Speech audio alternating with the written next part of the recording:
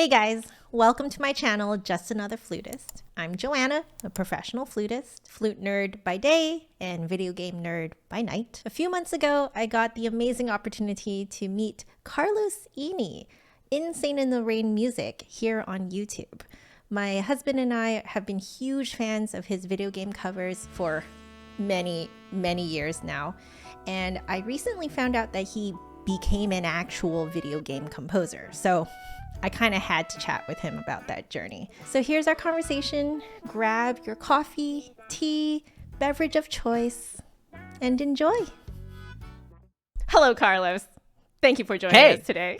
Welcome to Insane in the Rain and JustAnotherFlutist.fm. When I looked at your bio, so I actually knew this. We had coffee. Yeah. So before you told me that you went to Berklee, I actually saw that you went to Berklee. Oh, really? And that you went for contemporary writing and production, and with a minor in video game scoring. They're actually releasing a major for it, which is really. I think it's called the Games Major, GAIMS, which is an acronym for Games and Interactive Media Scoring. Wow, so that is so cool. They have a major. Yeah, I think it's either starting this school year or soon. It's very recent. I'm certain that going into these degrees or this major and this minor, that you already know that you're going to learn some pretty interesting things. But what took you by surprise the most?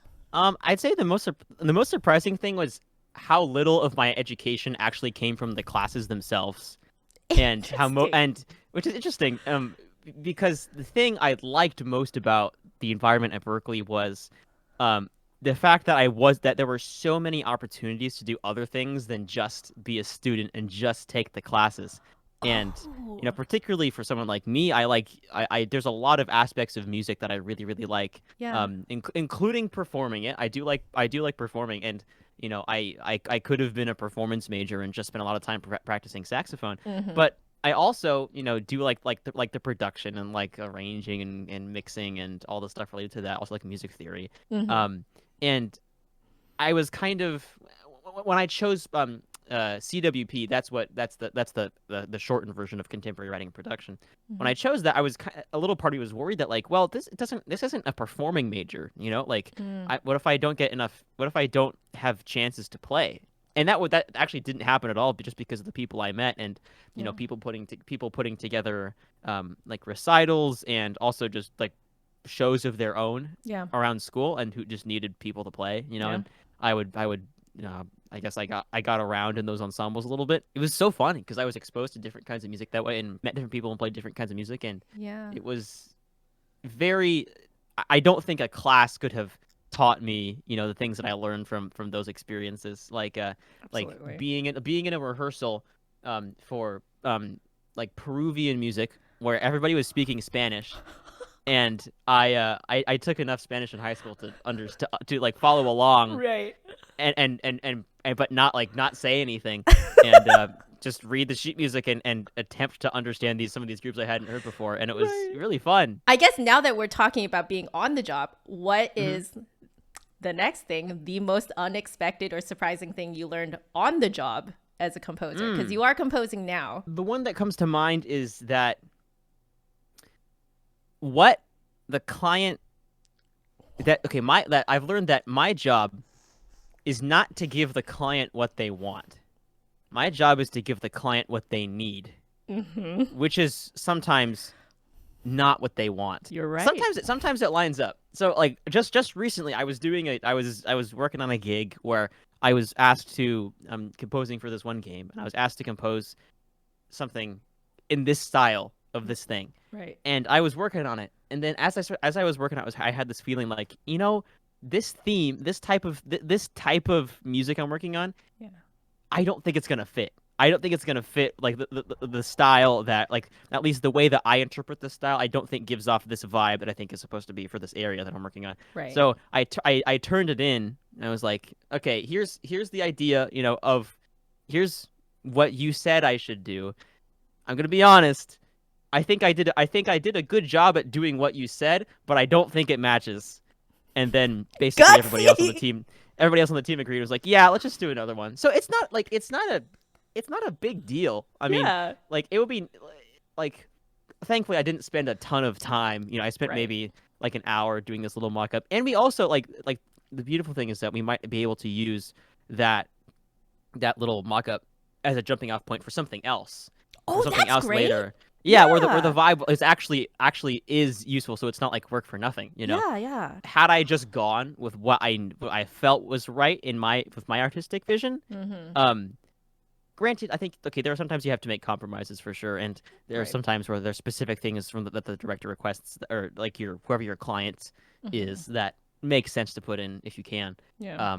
But other than that, like, I just think giving the client what they need as opposed to just what they want is a good thing. I mean, you're the professional in this, in that situation. They hired you for a reason. So, I mean, you are absolutely delivering when you do that type of thing. I have to echo that because that actually happens a lot when teaching. My lessons are really fun because they'll propose this, issue that they have. And then sometimes I'm like, you're going to hate my answer. And I know it. Yeah. But you need Yeah. it. but then I definitely, oh man, I've been on the receiving end of that. So. Long term, you're giving them like you're probably giving them the true solution to what they need. You know, like Yeah. It's, I've given the fake solution before. In fact, nowadays, I actually straight up tell them, I can give you a shortcut and I'll give you the long cut. Like, I'll give you both. At the end of the day, I don't control you. So you can choose whatever you want to do, but I'm just going to lay out all the information for you. Because there are times when, like, when that shortcut, like the specific example I'm thinking of is playing higher on the trumpet, and that is hard. You know, like there's some, you could just get a different mouthpiece that lets you that helps you play higher. You know, and that doesn't do that much. There's so many different ways of tackling that issue, and like the true long-term answer is like, well, like working on your fundamentals and getting everything set up. Yep. But it's not immediately gratifying, or fun usually. But it pays off in the long term, though. It's it does. usually I think that is worth it if you're in it for at least medium to long term. There are some times when that short term solution might be the way to go. If you just have to get through this thing, then you're done with it. It's like, well, yeah, just do that. Exactly. What joys, so things that you find immensely satisfying, and what hurdles are there of being a contemporary composer, video game composer, that no one talks about? The biggest hurdle, I'll say the hurdle first. That comes to mind more easily. Yeah. Negative. No, I feel you. Yeah. There's such a lag between when I have an idea and when the person on the other end gets to experience it. Specifically in the world of video games, I'm speaking from my perspective as a video game composer. Like, for most of the games I'm working on, I work on an idea for a tune, and then I might even finish putting the tune together, and then it'll probably be at least a year, if not more, before the game is if the game is at least moderate to large size. It takes a long time for everybody else's part of the process to finish. And that is tough for me to deal with, and I'm still not sure where I fit in it. I really think it is important to connect with and at least be very aware of the fans, or like the fan community of whatever you're creating. Yeah. Right? Because I think it's unfortunate when something is made and the fact that it's being put together by a company or some big organization gets in the way of delivering for the fan. Because like, I guess there are definitely mixed philosophies on this. At the end of the day, if the person playing the game doesn't have a good experience, then what's the point, right? This is all about that. You're trying to give them the best experience they possibly can playing a game. And so I understand why it happens, and it's understandable. I think I still have a hard time with it.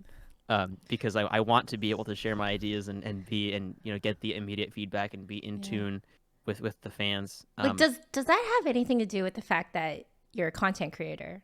That like we we have gotten used to, I say we because I'm a content creator too, but like we have gotten used to that immediate direct contact with the fans, with the viewers, you know? Yeah, I think there is something to that.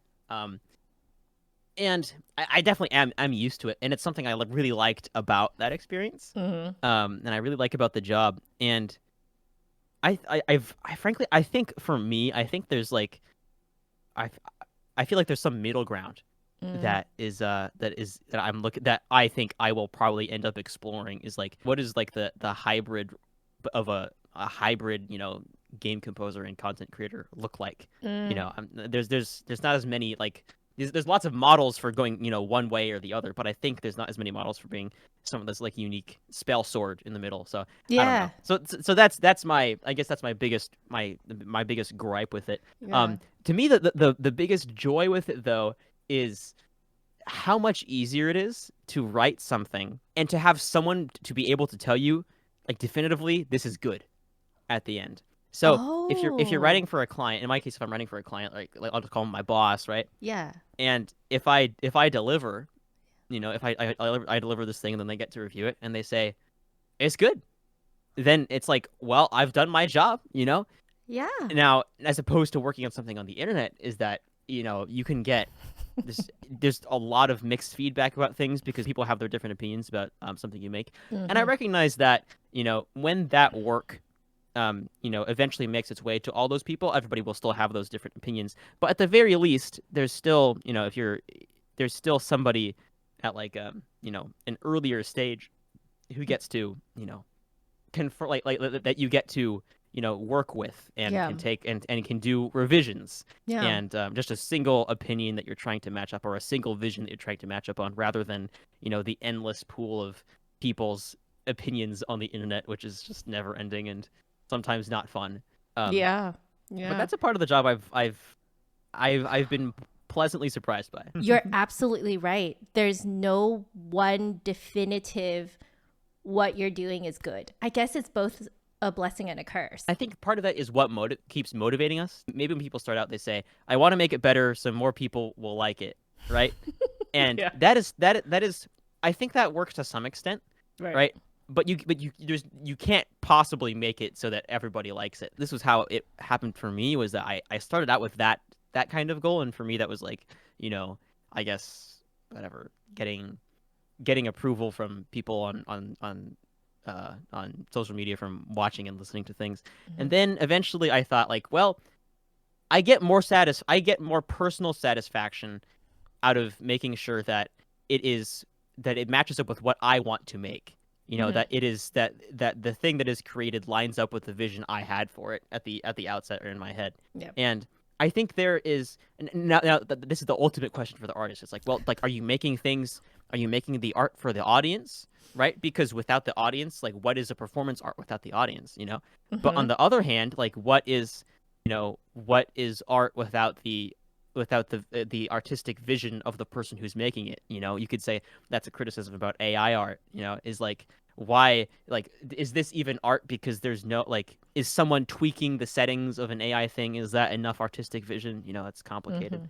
So I think the true answer is somewhere in the middle, you know, and I think that differs from person to person. And I'm still figuring that out, but it's a deep topic. Yeah, I mean, I am too. I think it's one of those questions that you will, you know, as an artist, that you'll never answer fully, you know? And I think that's actually okay. And I think that's, in fact, that's part of being an artist is, exactly, you know, that constant searching of like what it is, what is it that I want to do right now that, you know, that I want to do that is fulfilling to me.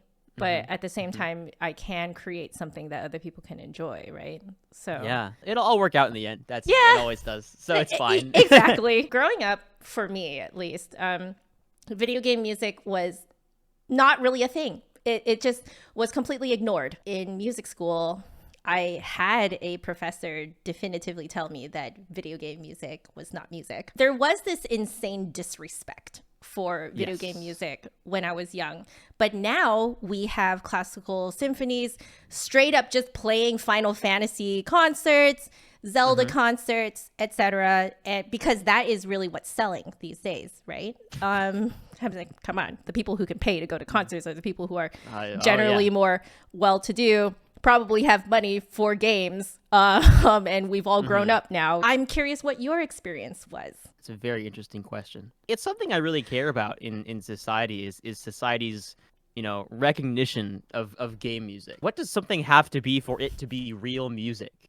Right? What does that even mean? It should be flexible enough to. It doesn't even have to be that flexible to incorporate whatever video game music is. And I kind of understand it from people writing off the idea of computer chips making bleeps and bloops and calling that music. Like I think that's mostly where it comes from, is like the stereotype of consoles from like the 80s and the 90s, or like even some of the 70s. I don't know my history of that era too well, but me neither.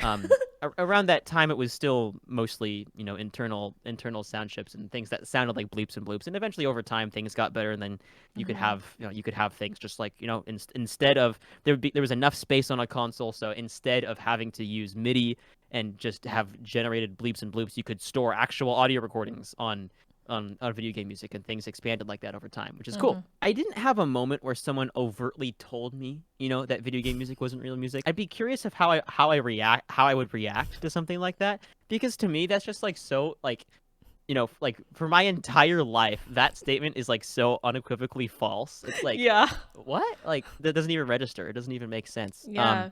Now the interesting thing that I have experienced is I guess the proliferation of video game music and like in culture and just how it's expanded. It's become part of our culture in a way that I think most people didn't necessarily expect when they first listened to it. And I think it is so interesting to me. Like meme culture is funny, right? Yeah. But it also says a lot about like our society and the shared backgrounds that we all have. Because, like to I don't know, to understand why something like the Me Channel theme is funny,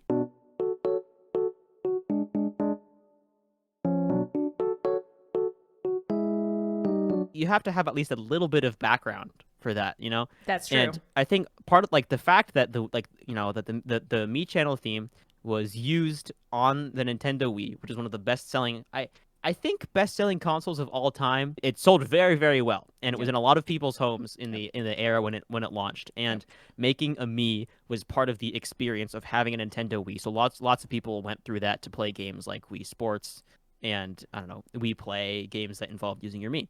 And when everyone was doing that, they were all hearing the Me Channel theme in the background at the same time, whether they knew it or not. It was like making their way into their heads. And now, we have, now the Me Channel theme is just like the funny song, and I'm using the Me Channel theme because I think it's one of the largest examples of this phenomenon, of how this theme kind of makes its way into our culture. And that is something I think is so interesting, how, just some silly little background music from this one thing means so much to a lot of people. And that was something I definitely discovered by when I was doing video game covers, and people would comment on these videos with their experiences and like, oh, I remember when this song played in Legend of Zelda Twilight Princess, man, I was so sad. Like people have this shared community around this music. And it's in the same way that my dad talks about like AC/DC and Van Halen and like Steely Dan, groups like that. That's what he was listening to, or what was in his ears during his formative years. Right. And I think that that cultural significance is really, really interesting. Most people will recognize the Mario Brothers theme.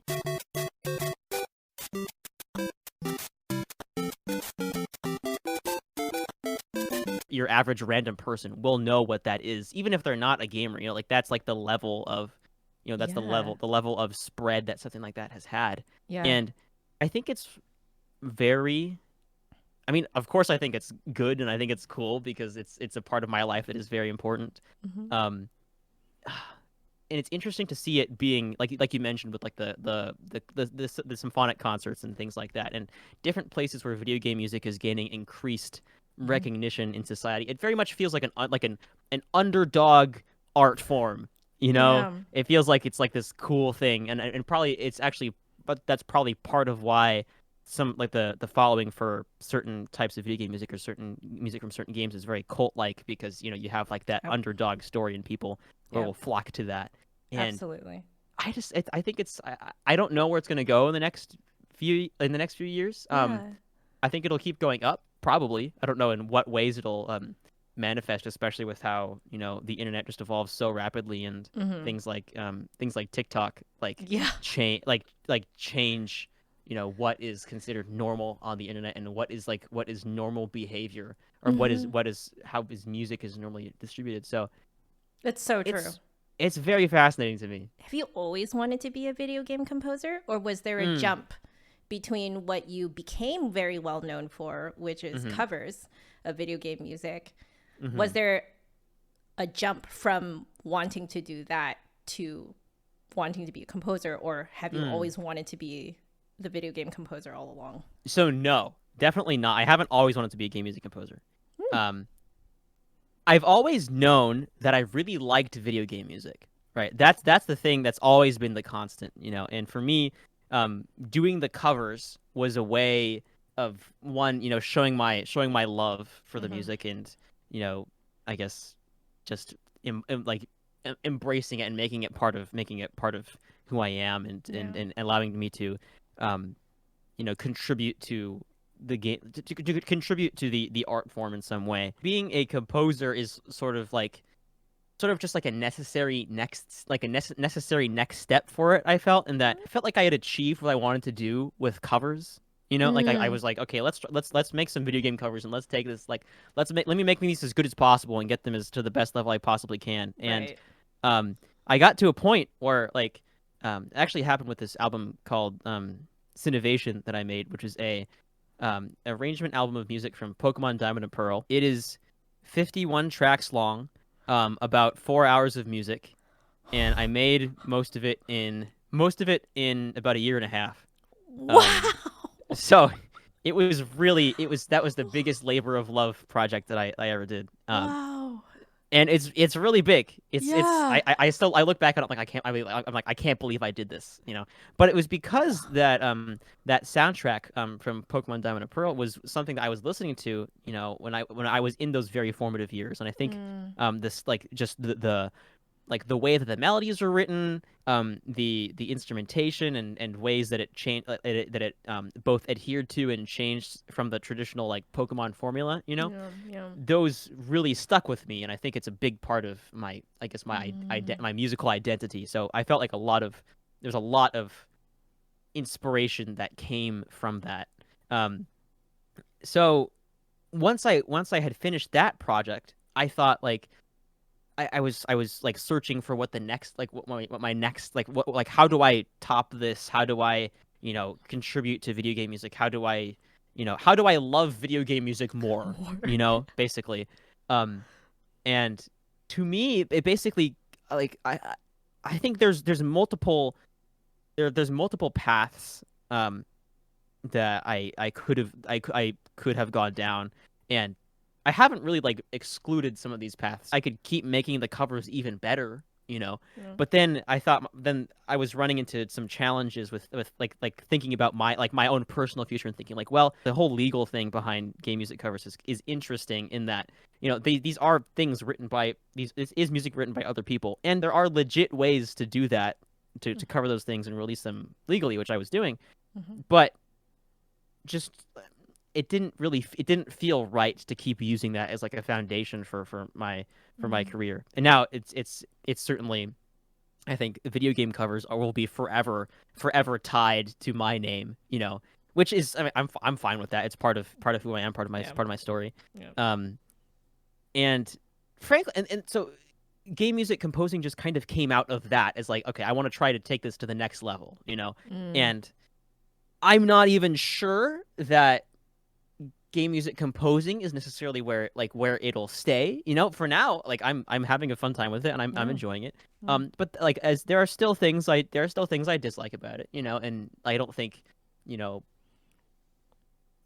any job or any position feels like 100% perfect, and all I can do right now is just, I have complete faith that this, like, over time, all this will be worked out just fine. Everything will be completely fine, and any worries that I have will just, will solve themselves.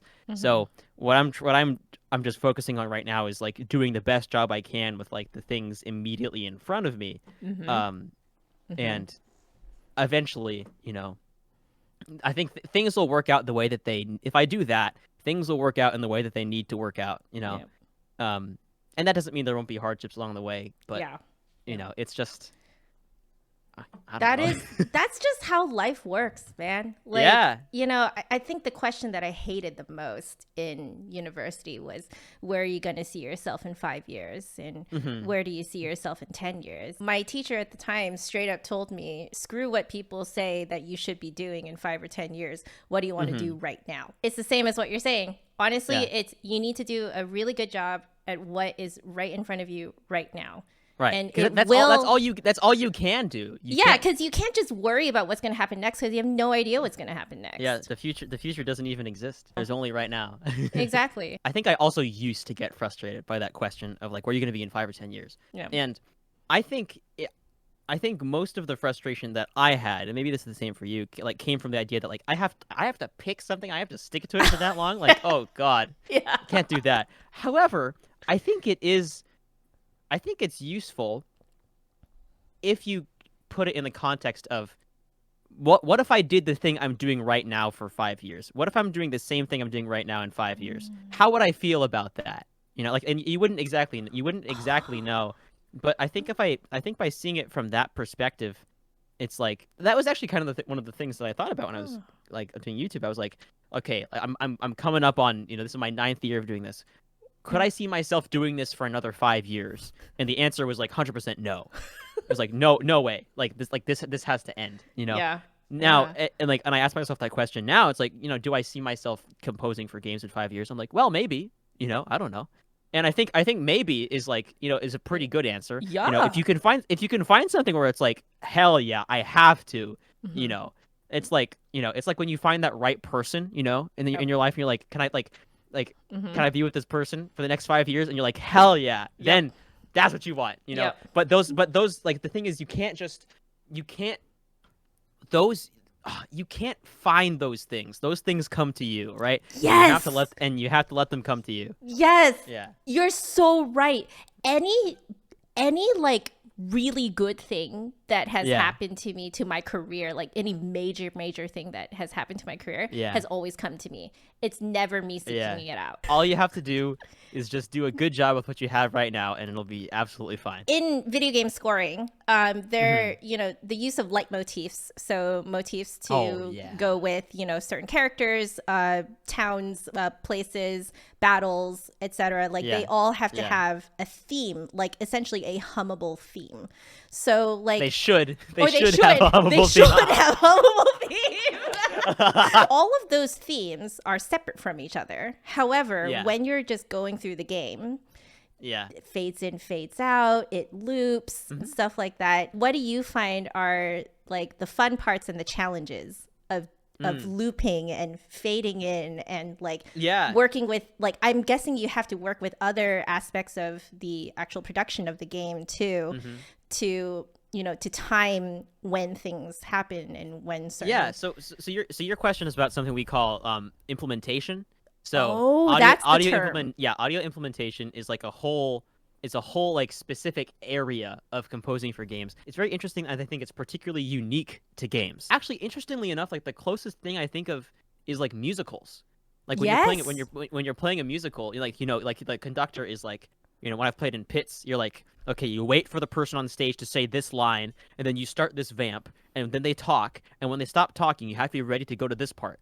That's the exact same thing we're doing in game music for any complicated track, or any track that has interactive elements, as we call them. Technology and the capabilities of games and whatever system you're playing a game as it has advanced, there's more room for interesting interactive audio things like that. And some composers have done like insanely like cool things with interactive audio, almost to the point where like they're using the middleware engine is what we call it, the thing that you put this audio into, as almost like an instrument in itself, which is really weird and I think it's weird in that technology hasn't been explored the whole lot yet, but it's pretty interesting. Interesting. It reminds me a lot actually of like contemporary classical music in the way that that it's like the notes on the page only mean so much, like they're like these directions and there's all this random stuff and a lot of interesting things. I know you like that, so maybe you'll get a kick out of that. Yeah. I'm more from the school that so it depends on different composers and different styles of games like rely on that element of interactivity, Right. different amount. But at the very least, I think like the typical thing is that most tracks loop. Some tracks have like layers that come in, like you might have like a section where like like some drums come in when you're battling something or something like that. Yeah. And that's interesting because it's something you have to consider when you're composing. It's like, okay, I'm writing this tune, but I'm knowing that it's going to be looping for a long time. And there are some things that does influence the compositional process in some way. And actually for me, it influences my recording process in different ways. So, and I think I'm specifically interested in that recording process because I don't think it's something that other people talk about very much. Particularly, it has to do with groove and live instruments and like click tracks, which is interesting because sometimes a groove that feels good, it does not line up with the MIDI grid at all. Now, one of the challenges is that because when you're working with the software, you have to give it like a specific point to loop. The software likes to work with very clean endings and clean parts to change things. Absolutely. But when you're working with the natural ebbs and flows, especially of something like a drummer in a game music context, it doesn't like that as much, and it's much more finicky. So I'll have tunes where like if the form of the tune is like an A B A C tune or a song, what I'll do is I'll have the drummer record a take of A B A C, and then loop and record an extra A B after that in the same take, and then I go back in editing and I find like the part where the first A B take lines up the best with the second A/B take, and like I edit them together in a way that sounds like it was one. It sounds like it was one continuous performance. Yeah. And that is such a thing that that is so specific to game music. When the loop is distracting, like if it like the song like abruptly starts and stops, that just kills the immersion. It's like, well, it's like the music just needs to keep going forever without any feeling, without any feeling that's being interrupted. So that's one interesting technical element. And there's also things that like, including variations on different takes, or making the song either longer than you want it, or longer to make it loop better, or shorter to make it loop better. And it's just one of those things that you will get like that. You can't structure a song in the same way, or like there are certain structural tendencies work less well. Like if your composition has like a really big like arc to it, that those arcs tend not to loop as well. True. Especially if they're kind of short, because you want this song to. Usually like the song maintains a specific vibe throughout, and it should stay. It could deviate, but it stays relatively in the same wheelhouse. So it definitely influences the process, and it's part of the fun and what makes the music unique. And also why it's good study music, because it just keeps going. And it's just not obtrusive, and you can just let it stay there forever. What genres, quote, of video games have you worked on, like RPGs or I'd say, I mean, whatever. I'm a huge like JRPG junkie. Like I love that kind of thing. I've done so I'm not working on any of those at the moment. I'm working on the score for this indie game called Attorney of the Arcane, and it's a visual novel style game. So great. very much like in the style of Ace Attorney. Mm-hmm. So it's that genre I think is sort of similar to an RPG in its musical structure, in that there are area themes, and there are character themes, and there are certain certain conflict themes, or basically battle themes. Right. And those are fun to write. There are other there's some games where or like they have where there are cutscenes, and then with a cutscene is like scoring a cutscene is like scoring a movie. Because it's a it starts here, ends there kind of thing. So it's a linear medium as opposed to an interactive medium, which game music is. So that does require a little bit of a different approach usually. Any particular like aspect of like a certain genre that you find challenging? I have a hard time with battle themes. Maintaining high energy for long periods of time. It's tough because I feel like I'm so used to releasing releasing that tension when I'm writing like an arrangement that is a start to end experience, right? I'll have like a solo section that builds and gets really big, but then it like completely drops out. Because I think that enhances that dramatic arc. And what I'm not as used to is keeping something that stays moderately high for a long period of time. That's more physically demanding to do over a long period of time.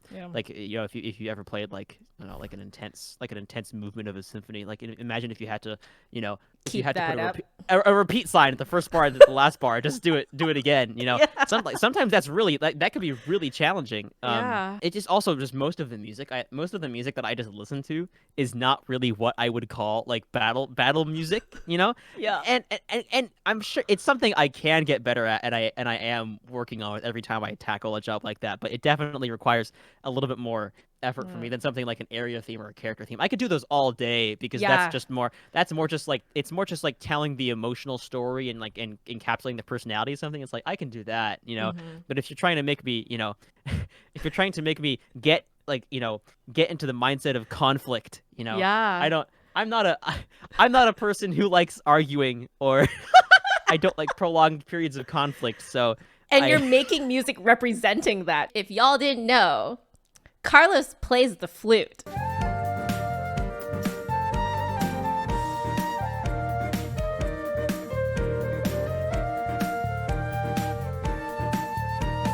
How did you get started on the flute? What was your whole path like, like getting into the flute, practicing the flute, etc.? Yeah, so oh, this is going to be good.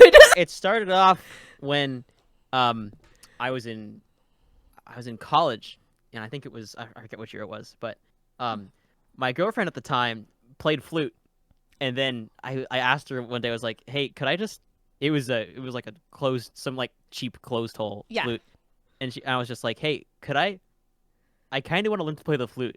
Can I just borrow yours and play it? So it got complicated because we broke up a couple months after that. Oh no, I'm so sorry. But during that time, I I took that flute into my my teacher, my saxophone teacher at the time at school, and I was like, hey, do you teach the flute too? And she was just like, yeah, you want to do this semester on flute? That would be kind of fun. So I took a semester's worth of flute lessons from my saxophone teacher at Berklee. That's amazing. It was good. I had a lot of it was tough because like it was, man, for me, like the feeling of having of wanting to play an instrument and having a sound of what I want it to sound very clearly in my head, and my ability being so far away from that at the time was like was tough, because it was like, man, if I could just figure out how to play this like G or below G in the staff and lower, and have it sound not like just breath, if I could figure that out, that would be great, and then at some point I kind of did. As a saxophonist primarily, doubling on flute is actually pretty common, very common. So at the time I think I was playing tenor mainly. I would also I was playing tenor and baritone sax most of the time. But I think there were just a couple of times when I was playing in a big band and like, oh, like this flute part showed up on my thing, and then I'd have to like pass the flute part to somebody else who had a flute, and I would just play the tenor part. I was like, I can learn to play the flute. So it was it's practical in that sense, and doubling on things like flute and clarinet is pretty common in big band. Also bass clarinet if you're a baritone sax player, and that was fun for bass clarinet. When I was starting to learn all these instruments, and I had been teaching myself a lot of things, but most of the doubles that I had been picking up were not really like normal for a saxophonist. Like the saxophone doesn't. You don't need to learn how to play bass guitar. It's not like it's like play. You're gonna play 4 measures of tenor saxophone, then go pick up the bass guitar and go play that part. That's not how. It's just not you really walking useful. around like just And then I took a semester a flute doubling lab, which was like these lab classes were made for woodwind principals, right? Who wanted to learn flute. So there was a specific class you would take, or you would meet once a week for an hour with 7 other saxophonists basically, and then you'd all learn flute together. That is so cool. I really liked I still like seeing the similarities between instruments, especially obviously on something like the fingerings on flute, saxophone, clarinet, they're all kind of similar. You put your fingers down, the pitch goes down most of the time. That was pretty nice. But one thing that really struck me was that the same embouchure tweaks I would make on trumpet would help me on flute, specifically the idea of my lower left and lower right corners, keeping them, pushing them, I don't know, whatever I figured out how to do. That helped me a lot on flute and figuring out how to improve. And I realized, well, I mean, they all they're relating to the same fundamental issue, which is air speed and air direction, and using the same compressions you do with your chest and your tongue position on trumpet. The same thing that helped me on flute, and vice versa too. So it's very I love that, because the more I'm building a web of similar concepts between all these different things and putting them together. It's so true. I never thought of it that way. That if you have played other instruments, you have used those muscles before. Yeah, it's interesting because when I'm watching instructional videos on things like trumpet, right, or any brass instrument, it's there are some things I have not had a single problem with the sound sounding too pinched or squeezed. I mean, I shouldn't say not a single problem, but that's been a very minor share of my things, because the exact same things that result that the exact same ways you fix that on trumpet are the same ways you fix that on saxophone or a woodwind, right? And I'm doing those things anyway, so it's only the issues that are specific to that new family. So and normally if you're doubling within the families, then you so many of those things cross over, or it's not that much of an issue. But once you start going to different families, it's very different. Where can people find you? Either Insane in the Rain or Insane in the Rain Music on pretty much any platform. By this point, when you're probably hearing this, my first ever original album called Insane in the Rain has probably released by this point. Whenever you're hearing this, and you can listen to that on you can get the album on Bandcamp, or it should be streaming on pretty much every wherever you consume your music at this point. It's my first album of just original music, not even game music related. It's just music I wanted to write. It's out now. I play flute on one track. Beautiful. In the background somewhere, but there is flute in it. Yep. Yes. Thank you so much for joining me on my channel. Thanks for having me. Bye, everyone. Bye-bye.